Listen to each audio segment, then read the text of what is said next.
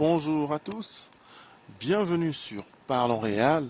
Aujourd'hui, nous allons parler du match qui a eu lieu ce samedi entre le Real Madrid et Grenade. Vraiment, je sors à peine du match. Le match vient de se terminer et j'ai pris quelques notes et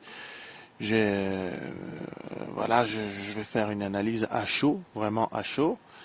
Euh, Déjà, j'ai beaucoup apprécié la petite mise en scène là avant lors du début du match, lors pour montrer le ballon d'or de Cristiano Ronaldo avec tous les grands illustres joueurs, Raymond Kopa, Zinedine Zidane, le coach qui est arrivé après, Figo, Owen, Ronaldo El Fenomeno.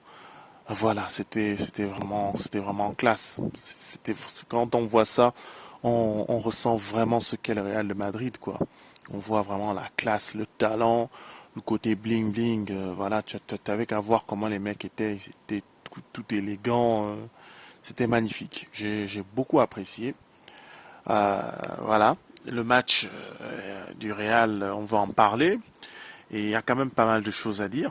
Décidément, cette semaine, le Real Madrid joue sur une autre planète. Alors, on a pu voir les compos. Euh, donc, dans les buts, comme d'habitude, Keylor Navas. En défense centrale, on a encore eu Nacho et Varane. Sur les côtés, à gauche, Marcelo Carvaral. Et le milieu, c'est du classique, Casemiro, Luka Modric, Toni Kroos. En attaque, par contre, on a c'est le retour de Cristiano Ronaldo qui était absent en Coupe du Roi, Karim Benzema et Isco sur le côté droit. Voilà pour le Real. Alors, tout de suite, on va entrer dans le vif du sujet. Et dans mon analyse, souvent, c'est encore le cas aujourd'hui, souvent dans mon analyse, j'annote un petit peu les points forts et les points faibles. Et pour pouvoir un petit peu peser le pour et le contre et voir ce qu'il y a à améliorer. Aujourd'hui encore, dans mon analyse, en fait, je n'aurais vraiment que des points forts à relever. Ben tellement le Real a bien joué quoi. Et voilà, le Real a vraiment super bien joué. C'était voilà, c'est une prestation vraiment incroyable. C'était intéressant. Euh, voilà, globalement, quand je regarde les points forts, j'ai vu vraiment une équipe qui était cohérente, qui était concentrée et surtout avec très peu de déchets techniques. C'était des éléments en fait qui souvent étaient notables sur les prestations du Real, même quand elles étaient bonnes. Voilà, même quand on faisait des bons matchs ou quand on les gagnait, ben souvent on pouvait voir que bon voilà, l'équipe souvent si elle mène 2-3-0, là elle se déconcentre un peu, elle encaisse un, deux buts ou bien loupe des occasions faciles parce que les joueurs n'étaient pas très concentrés. Il y avait aussi souvent des petits déchets techniques, des pertes de ballon un petit peu bizarres comme ça, on ne savait pas trop pourquoi. Non, là vraiment, c'était cohérent. Les joueurs étaient concentrés, les défenseurs appliqués, le milieu appliqué, engagé, les attaquants faisaient de bons appels, se plaçaient bien. C'était impressionnant, vraiment, c'était propre. Le Real a vraiment fait tout ce qu'il fallait faire. Euh, donc, comme je disais, vraiment, en fait, en regardant, on se constate que c'est un collectif qui est soudé, voilà, qui est volontaire et qui est tourné vers l'avant, voilà. Et il est vraiment tourné vers l'avant. C'est pas une équipe qui, on va voir à un moment, cherche à défendre, qui veut vraiment absolument jouer en contre. Non, elle est orientée vers l'avant. Elle prend parfois son temps, c'est changer de rythme, changer de côté, réessayer, euh, asphyxie bien l'adversaire, relance, mais veut vraiment aller de l'avant. Et c'est vraiment du vrai beau Real de Madrid de très haut niveau qu'on voit. Euh, je pense que le message de Zinedine Zidane, en fait, est maintenant saisi dans les moindres contours par tous ces joueurs. Voilà, je pense que les joueurs se sont vraiment emparés du message et le comprennent et veulent le transmettre et veulent l'appliquer. Ils aiment vraiment ce qu'il leur propose et ils se donnent à fond dedans. parce que vraiment les mecs ils sont aussi agressifs et c'est une bonne agressivité, c'est pas une agressivité voilà pour faire mal, non. Ils vont pour gêner. Tout le monde va à l'effort, tout le monde récupère le ballon, tout le monde demande le ballon, ce qui fait que vraiment il y a une vraie, comme je disais, cohérence. C'est pas bon, voilà, tel a le ballon, l'autre il attend d'avoir le ballon dans les bonnes conditions, ou bien tel autre marche. Non. Dès que quelqu'un prend le ballon, il le récupère, les autres avancent, ils bougent, il y a du mouvement, ça va vraiment dans tous les sens pour gêner l'adversaire. Et c'est agréable à voir, c'est propre, c'est bien fait, c'est superbe.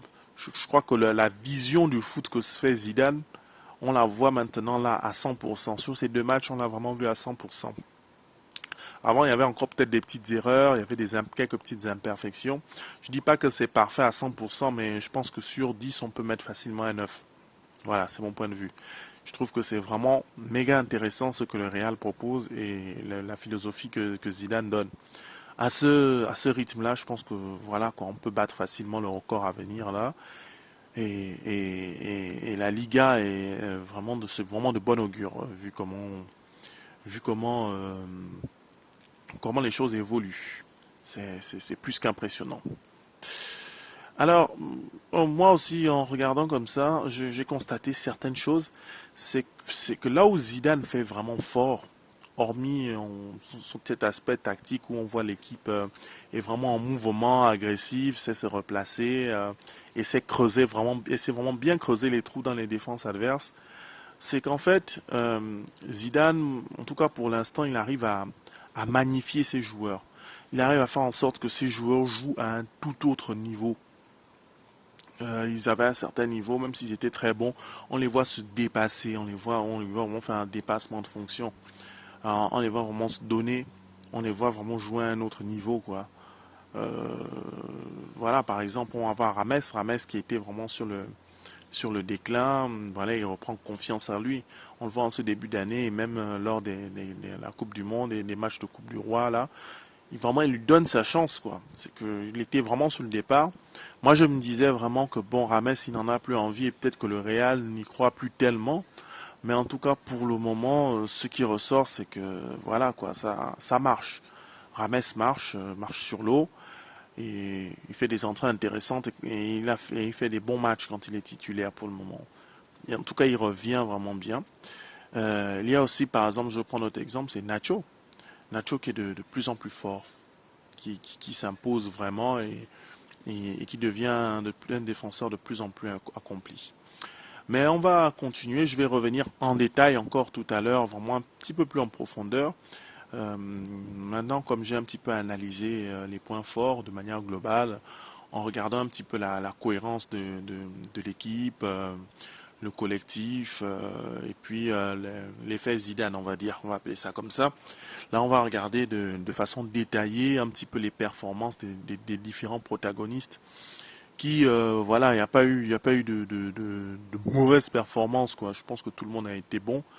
Ben, hormis, je ne parlerai pas de Coentrao et Asensio parce que bon, ils n'ont pas fait de mauvaises entrées, mais ils n'ont pas fait de bonnes entrées non plus. Ils sont entrés, bon, ils ont apporté, voilà, ils ont été lambda, quoi. Ils n'ont pas été au niveau des autres, mais ils n'ont pas été nuls, ils n'ont pas été mauvais. C'était pas exceptionnel. Donc, je ne les compterai pas. Je compterai les 11 titulaires et enfin, je vais commenter les performances des 11 titulaires et de Rames Rodriguez. Donc, c'est un petit peu ça. Alors, on va regarder d'abord du côté de la défense. Et on peut voir que Keylor Navas, voilà, Keylor Navas, il est important car ce mec, il est toujours concentré et il est prêt à réagir de manière décisive. Ça veut dire que même des matchs, et c'est important d'avoir un gardien, même quand vous avez un match où il n'a que 3 occasions, il est important qu'il soit concentré parce que, par exemple, là, si le Real dominait tranquillement 2-0, et puis l'adversaire a une occasion inespérée ou un contre bien mené, et que Navas n'est pas concentré ou bien sur ses appuis et encaisse un but, croyez-moi, ça change la donne du match, ou du moins ça peut le faire. Mais dans tous les cas, c'est quelque chose de dangereux pour l'équipe. Et lui, il sait vraiment rester concentré, bien réagir et rassurer ses coéquipiers. Keylor Navas, une fois de plus, je ne le dirai jamais assez, c'est l'homme de la situation. Voilà, c'est vraiment l'homme de la situation. Raphaël Varane, ben lui, il prend du grade hein, et de la confiance. Il confirme ce qu'on pense de lui et ce qu'on attendait de lui en termes d'évolution, parce qu'il avait un petit peu stagné, il semblait un petit peu perdu. Mais là, depuis quelques temps, voilà, il est en train de prendre une autre dimension, il est de plus en plus solide, il est confiant. Bon, parfois un peu trop, il a encore fait des relances un peu bizarres là, mais globalement, il a été bon. Il a été intelligent, voilà, il a mis le physique quand il fallait, il a bien utilisé sa vitesse. Voilà, c'est Varane en tout cas est à un haut niveau et peut prétendre aller très loin. Et il est déjà là, il est déjà loin d'ailleurs, je trouve. Nacho. Ben Nacho, pour moi, c'est sûrement la plus grosse progression de ces derniers mois au Real Madrid. C'est un tout autre homme, notamment depuis le match contre l'Atlético. Ben, depuis le début de saison, on voit qu'il est mieux, on voit qu'il a un autre niveau, on voit qu'il est, en fait, il a gagné en confiance. Mais vraiment contre le match, depuis le match contre l'Atlético de Madrid, il, il a, il a atteint un autre niveau. C'est un autre joueur, je trouve. Voilà, il est vraiment devenu solide, vraiment muscle. En muscle, il est solide, il est bien sur ses appuis, il se laisse plus bousculer, il est agressif. Et c'est quelqu'un qui anticipe bien les actions. Quand quelque chose de bizarre veut commencer à arriver, il sait vite éteindre, éteindre l'action avant qu'elle ne devienne complètement litigieuse ou compliquée à arrêter, quoi. C'est vraiment un chapeau, il est monstrueux, il a fait une très bonne prestation aujourd'hui, il a fait une très bonne prestation aussi contre Séville. Si on ajoute aussi celle contre l'Atlético de Madrid et même les autres matchs qu'il a eu à faire, Nacho est en train de montrer vraiment que c'est quelqu'un d'ambitieux. C'est quelqu'un d'ambitieux, c'est tant mieux d'avoir des joueurs comme ça qui en veulent.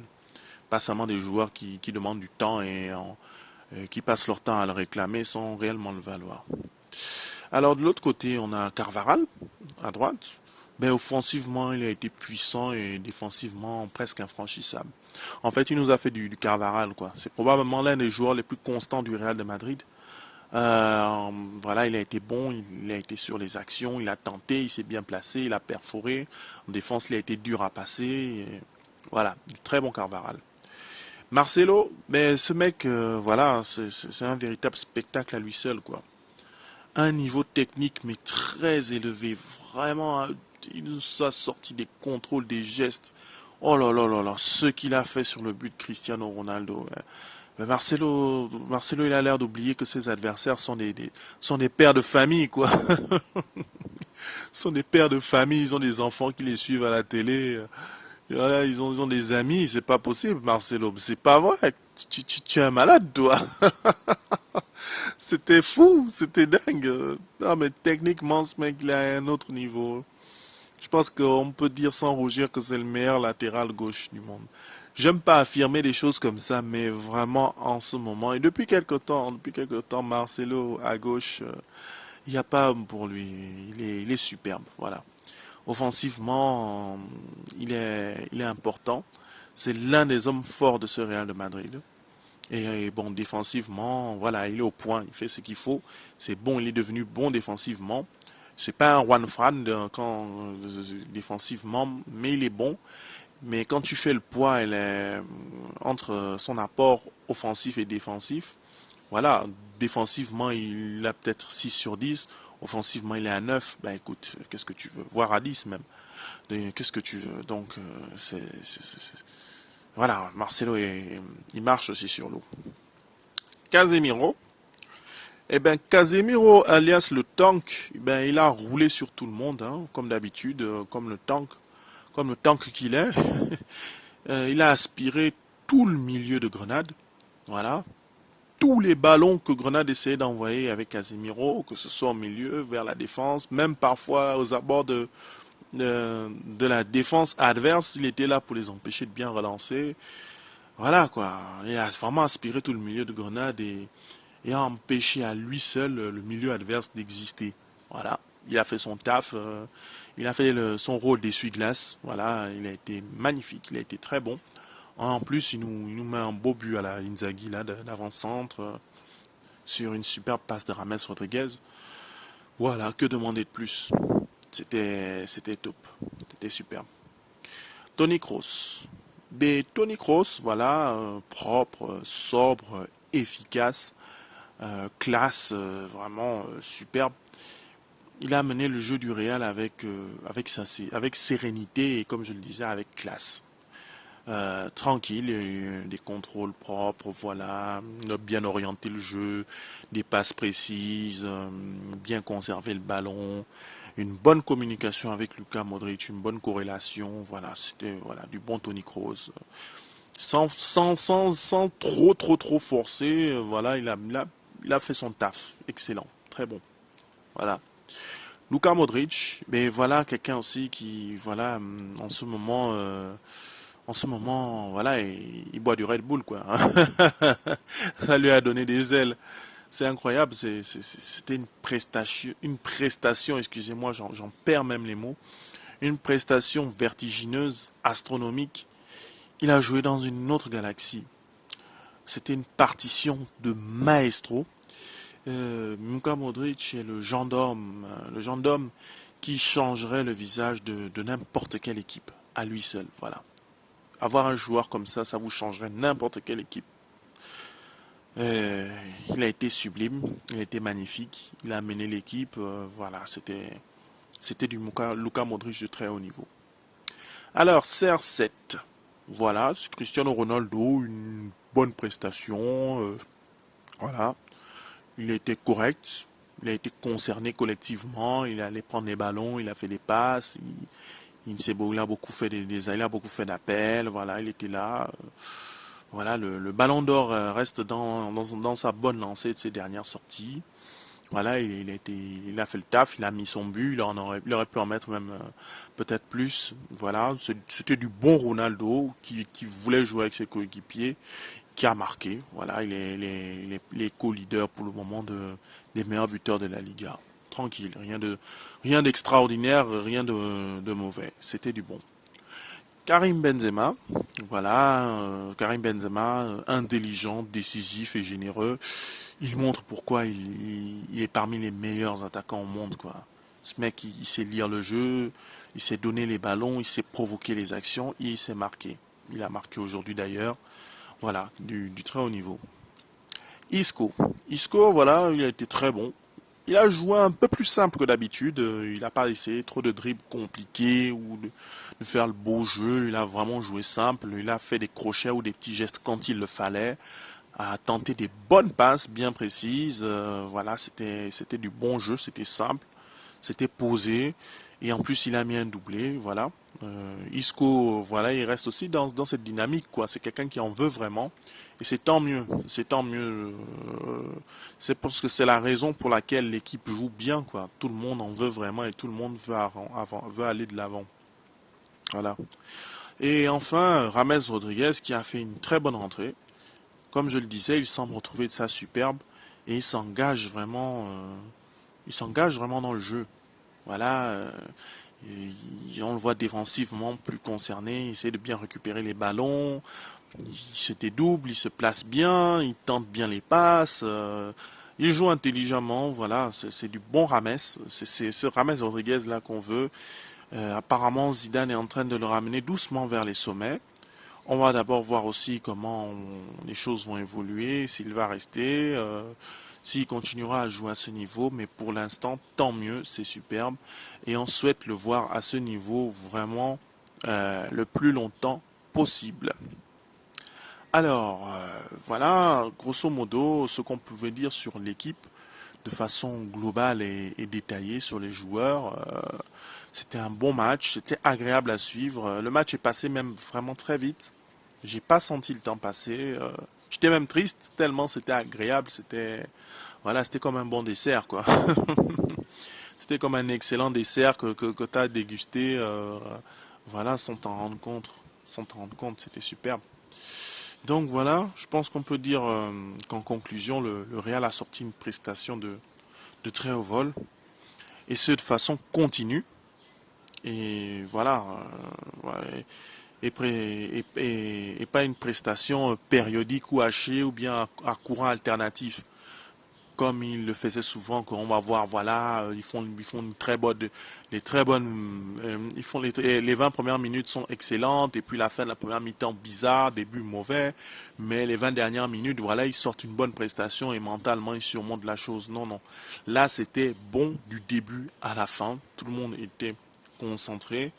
Le match a été maîtrisé, géré et tué quand il le fallait. Voilà. Voilà, voilà quand il le fallait, comme il le fallait. Et on a eu, et ce comme face au FC Séville. Donc en ce moment, le Real joue vraiment un très haut niveau. L'année 2017, pardon, est vraiment, démarre vraiment très très fort. On espère vraiment des prestations de ce niveau de manière régulière, de manière constante. Voilà, c'est un petit peu ça globalement ce que je peux dire sur ce match qui a été vraiment, ça a été vraiment le pied. Avec ça, le Real égale le record du Barça. Personnellement, je suis persuadé qu'ils vont le battre. On verra bien jusqu'où cette équipe va aller avec ce record. Mais je pense que le plus important n'est pas de regarder le record, mais de regarder la cohésion la cohésion qui se crée autour de cette équipe. Ces gars-là aiment jouer ensemble et aiment le jeu qu'ils proposent. Et voilà, c'est vraiment... Et en plus du talent monstrueux que tous ces joueurs ont, voilà, c'est pour ça que ça paraît pour le moment si facile et si agréable à regarder. C'est aussi simple que ça. Ces mecs, d'ailleurs, c'est tous ceux qui demandent jouer dans des conditions agréables, telles qu'ils le souhaitent et telles qu'ils le veulent. Voilà, ce sera tout. Je vous souhaite un bon week-end. N'oubliez pas de vous abonner sur ma page YouTube. Je vous souhaite une bonne soirée, un bon week-end. On se retrouve pour la prochaine analyse de match ou pour la prochaine émission. Je vous dis donc un bon à la Madrid et vive le foot.